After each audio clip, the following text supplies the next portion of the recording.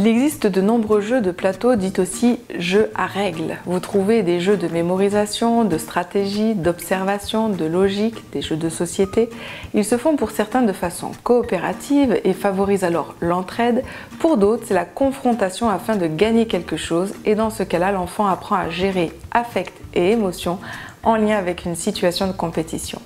Nous l'avons déjà évoqué, les jeux de coopération sont de plus en plus encouragés, notamment chez les enfants, car ils développent l'entraide, l'altruisme, la bienveillance, le partage et ils valorisent la réussite et la force du groupe. Les jeux de compétition sont moins populaires, cependant bien accompagnés, ils peuvent apprendre à l'enfant à mieux gérer ses émotions lorsqu'il perd notamment ou lorsqu'il n'a pas ce qu'il veut. Ils permettent aussi à l'enfant d'être plus à l'écoute des émotions des autres, développant ainsi plus d'empathie car au fur et à mesure, il comprend ce que l'autre vit et ressent. Chaque enfant cherche à se dépasser, il élabore des stratégies et son but est de gagner. Alors ces jeux sont-ils vraiment gênants s'ils n'amènent pas l'enfant à dévaloriser les autres?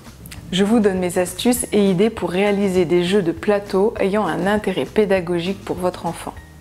Dans ces jeux de cherche et trouve, vous devez trouver le plus vite possible certaines informations, que ce soit en termes de nombre, de forme, de couleur ou autre.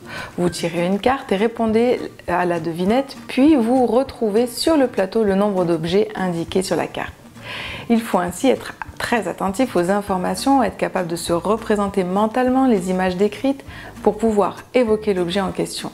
Il faut ensuite avoir de bonnes stratégies visuelles pour retrouver sur le plateau le nombre d'images en rapport avec la carte. Il y a de nombreuses façons de faire varier ce jeu, je vous en donne deux de mon choix.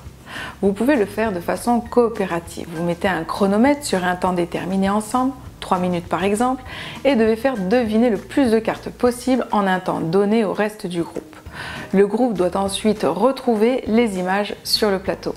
Autre variante, vous faites deux groupes et chaque groupe doit faire deviner le plus d'images à sa propre équipe qui doit les retrouver sur le plateau.